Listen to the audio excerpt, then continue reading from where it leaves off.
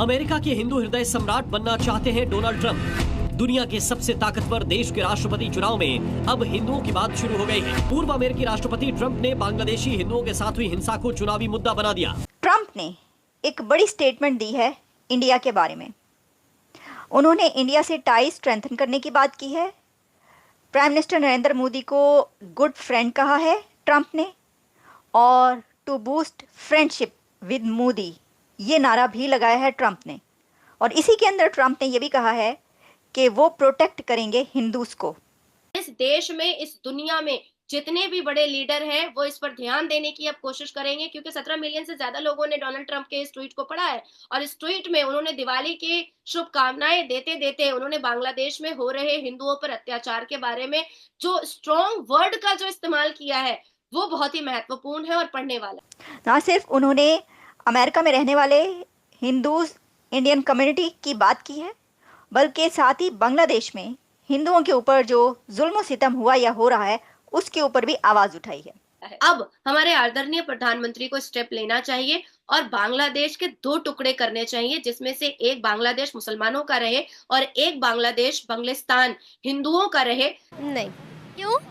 क्योंकि हिंदुओं ने तो मुसलमानों की बहुत इज्जत लूट ली है। इतना कुछ उन्होंने तबाह कर दिया, इतना कुछ इन्होंने मुसलमान गए यानी कि हमारे मज़हब को उन्होंने ख़त्म कर दिया, तो हम लोग कैसे उनके साथ ताल्लुकात रख सकते? होता है कि यही चीज तो प्राइम मिनिस्टर नरेंद्र मोदी ने ऑलरेडी ट्वीट करके बोला था कि यूनाइटेड नेशन सीरियसली जो है हिंदुओं की सेफ्टी को बांग्लादेश के अंदर देखे, क्योंकि वहां पर जिस तरह से अटैक्स हो रहे हैं, लेकिन तब कोई रिस्पॉन्स नहीं आया इस स्टेट का। लेकिन आज ये कहते हैं कि हम जो है हिंदुओं की सेफ्टी के लिए काम करेंगे। जय हिंद दोस्तों बहुत बड़ा खबर आया है अमेरिका से हिंदुओं को लेकर, जो कि आपको पता होगा कि अमेरिका में इलेक्शन हो रहा है और डोनाल्ड ट्रंप जो कि पूर्व राष्ट्रपति हैं अमेरिका के और अभी के उम्मीदवार हैं राष्ट्रपति के, और उनका मुकाबला हो रहा है कमला हैरिस के साथ, जो कि जो बाइडेन के ही पार्टी के ही है।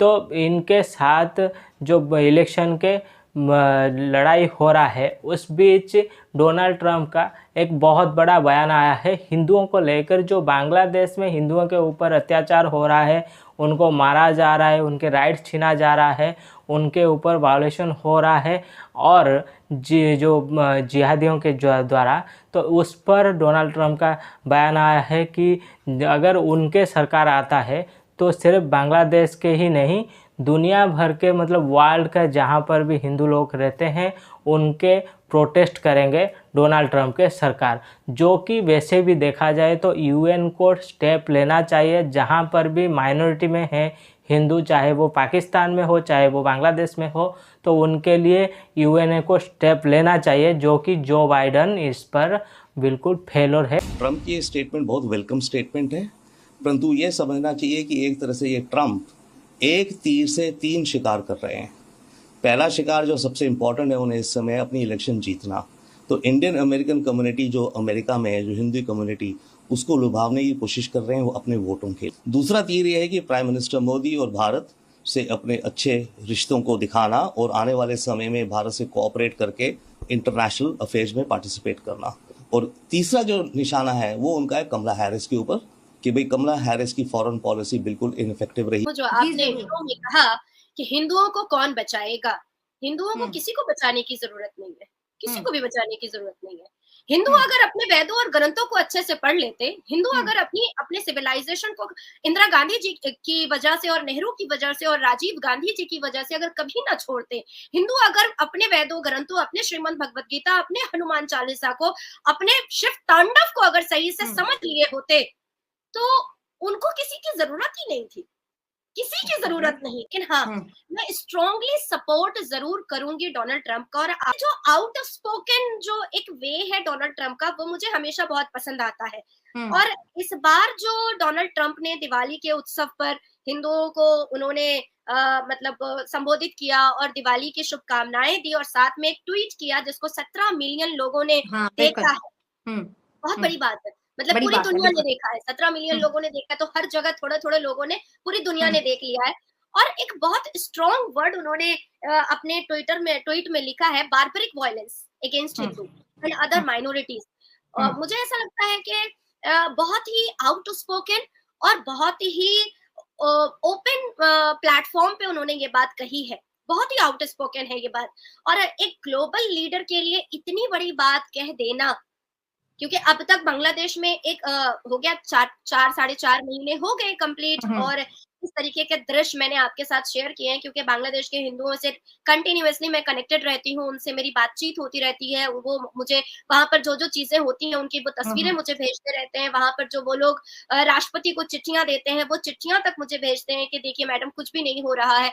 और यहाँ पर इस्लामिस्ट जो है वो किस तरीके की हम लोगों को प्रॉब्लम दे रहे हैं, बेटियों का अभी भी मतलब बेआबरू किया जा रहा है, बेइज्जत किया जा रहा है, और हजारों हिंदू पुरुषों को तो एक साथ जला दिया गया, जिसकी तस्वीर मैंने आपके साथ शेयर किया है। और कई बच्चों को मतलब हिंदू धर्म से इस्लाम धर्म में कन्वर्ट किया गया है। तो ऐसे सिचुएशन में, ऐसे वायलेंस और बार्बरिक सिचुएशन में अगर डोनाल्ड ट्रंप, क्योंकि ग्लोबल लीडर है और उन्होंने इतनी बड़ी बात अगर उन्होंने अपने इंटरव्यू में भी कहा है और अपने ट्वीट पे भी लिखा है, तो मुझे ऐसा लगता है कि ये बहुत बड़ी बात है। और अब यूएन को भी अपने गले के अंदर और ग्रीवान के अंदर झांक करके देखना पड़ेगा कि क्या यूएन सिर्फ एक मतलब तावीज बन करके बैठ गया है, क्या यूएन सिर्फ एक नाम बन करके बैठ गया है, क्या यूएन सिर्फ एक मतलब प्लेटफॉर्म लेकर के बैठ गया है, क्या सच में यूएन का कोई कर्तव्य है? क्या डॉक्टर एस जयशंकर ने बिल्कुल सही कहा था कि कोविड के समय में यूएन का जो रिस्पॉन्सिबिलिटी थी वो यूएन ने नहीं निभाया बल्कि भारत ने निभाया। तो अभी डोनाल्ड ट्रंप ने, एक ग्लोबल लीडर ने इतनी बड़ी बात बांग्लादेश पर कह करके ये बहुत बड़ा खुलासा किया है कि वाकई में यूएन को अब दूसरी बार सोचना पड़ेगा कि आप अपनी टीम तो भेजते हो, आप वहां से रिपोर्ट तो सबमिट करवाते हो अपने पास, लेकिन उसके बाद होता क्या है? उन्होंने कहा डोनाल्ड ट्रंप स्ट्रांगली जो कंडेम किया उन्होंने उसको, तो उसके ऊपर जो हिंदू ग्रुप्स हैं उन्होंने ये कहा है कि हम ट्रंप के साथ हैं।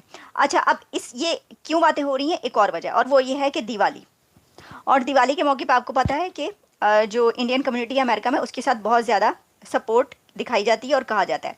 लेकिन एक बात तो साबित हो गई, और वो ये है कि इंडिया एक बड़ी ताकत है, और ऐसी बड़ी ताकत है कि जो अमेरिका के इलेक्शन है उसके अंदर भी इंडिया हो रहा है।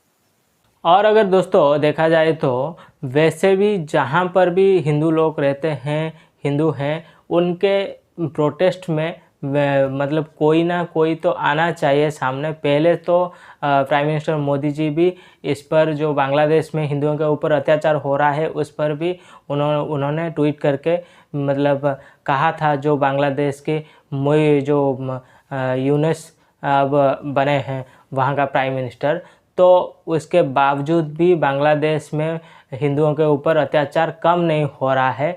और वैसे भी आपको पता होगा पाकिस्तान में तो हिंदू हर दिन मतलब परसेंटेज में कम हो रहे हैं, और इसके साथ साथ अब बांग्लादेश में भी इस तरह हिंदुओं के ऊपर अत्याचार होना शुरू हो गया है, और जिस पर यूएन को, जो यूनाइटेड नेशन सिक्योरिटी काउंसिल है, वहाँ पर इस पर चर्चा होना चाहिए और इस पर एक्शन भी लिया जाना चाहिए, जो कि जो बाइडेन के सरकार बिल्कुल फेलर है। तो उस पर अब तो डोनाल्ड ट्रंप बात कर रहे हैं, देखते हैं इलेक्शन के बाद क्या होता है। अगर डोनाल्ड ट्रंप आते हैं पावर में तो वो क्या कर सकते हैं, क्या कर रहे हैं।